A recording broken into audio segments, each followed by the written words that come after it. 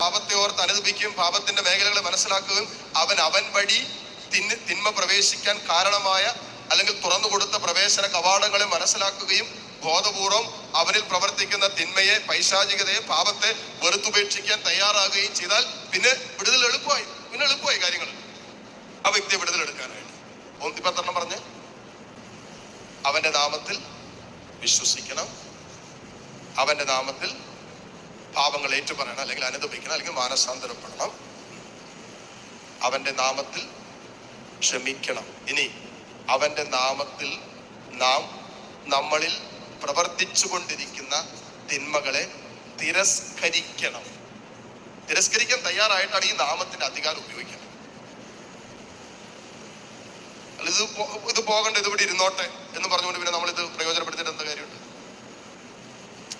അതായത് പൂർണ്ണമായിട്ട് നമ്മൾ തിരസ്കരിക്കണം, നമ്മൾ തയ്യാറാകണം. ഏത് തിന്മയാണോ നമ്മളിപ്പോൾ ഒരു ഉദാഹരണം പറഞ്ഞാൽ, എന്നിലിപ്പോൾ നിരാശയാണെന്ന് വിചാരിക്കും, അല്ലെങ്കിൽ എന്നിൽ ആത്മഹത്യ ചിന്തയാണെന്ന് വിചാരിക്കും.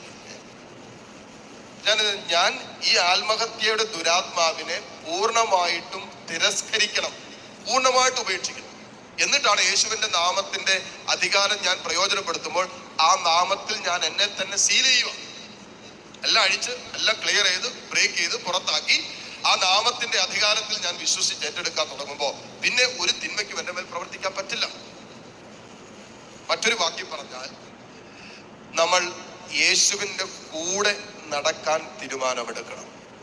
പിശാചിനെ തിരസ്കരിക്കണമെന്ന് പറഞ്ഞാൽ യേശുവിന്റെ കൂടെ നടക്കാൻ നമ്മൾ തീരുമാനമെടുക്കണം. അങ്ങനെ തീരുമാനമെടുത്ത് നമ്മൾ കർത്താവിന്റെ കൂടെ നടക്കും. അവന്റെ വചനം കേട്ട് അവന്റെ സ്നേഹത്തിലും അവനോടുള്ള ബന്ധത്തിലും വിശുദ്ധ ജീവിതത്തിൽ നമ്മൾ മുന്നോട്ട് പോകുമ്പോൾ ഒരു തിന്മയ്ക്ക് നമ്മളെ തൊടാൻ പറ്റില്ല. പാപം ചെയ്യാത്ത ഒരു ആത്മാവിനെ പിശാചിനെ തൊടാൻ പറ്റിയത്. ശരീരത്തിന്റെ മേലും മനസ്സിന്റെ മേലും ഭൗതിക വസ്തുക്കളുടെ മേലും ഒരുപക്ഷെ നമ്മുടെ ആത്മീയ നന്മയുടെ അല്ലെങ്കിൽ ആത്മാവിന്റെ ഉപരി വിശുദ്ധീകരണത്തിന് വേണ്ടി ദൈവം അറ്റാക്ക് ചെയ്യാൻ, ആക്രമിക്കാൻ അനുവാദം കൊടുക്കുമായിരിക്കും. പക്ഷെ ആത്മാവിന് പിശാചിന് അധികാരം കിട്ടുന്നത് ഒരുവൻ പാപം ചെയ്യുമ്പോൾ മാത്രം. കാരണം ഒരു ദൈവ പൈതലിനെ പിശാചിനെ തൊടാൻ പറ്റില്ല. ഒരു പാപം ചെയ്യുമ്പോൾ അവൻ ദൈവ പൈതൽ എന്ന ദൈവ മകൻ എന്നുള്ള പദവിയിൽ നിന്ന് താഴോട്ട് പോവാ. അപ്പൊ പിശാചിനെ അറ്റാക്ക് ചെയ്യാൻ പറ്റും. അതുകൊണ്ടാണ് നിങ്ങൾ 1 യോഹന്നാൻ അതിന്റെ 5-ാം അധ്യായം 19-ാമത്തെ വചനം വായിച്ചത്. ദൈവത്തിൽ നിന്നും ജനിച്ച ഒരുവനും പാപം ചെയ്യുന്നില്ല.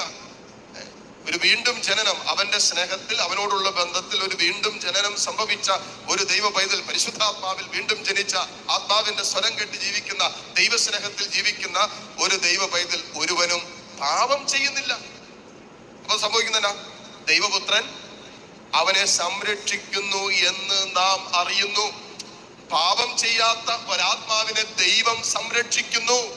അപ്പൊ പാപത്തിന്റെ സ്വാധീനം നോക്കിയേ. ഒരു പാപം ചെയ്യുമ്പോൾ സംഭവിക്കുന്ന എന്താണെന്നറിയോ? പാപം ചെയ്യുമ്പോൾ ഞാൻ ഒരു വാതിൽ തുറന്നു കൊടുക്കുകയാണ്.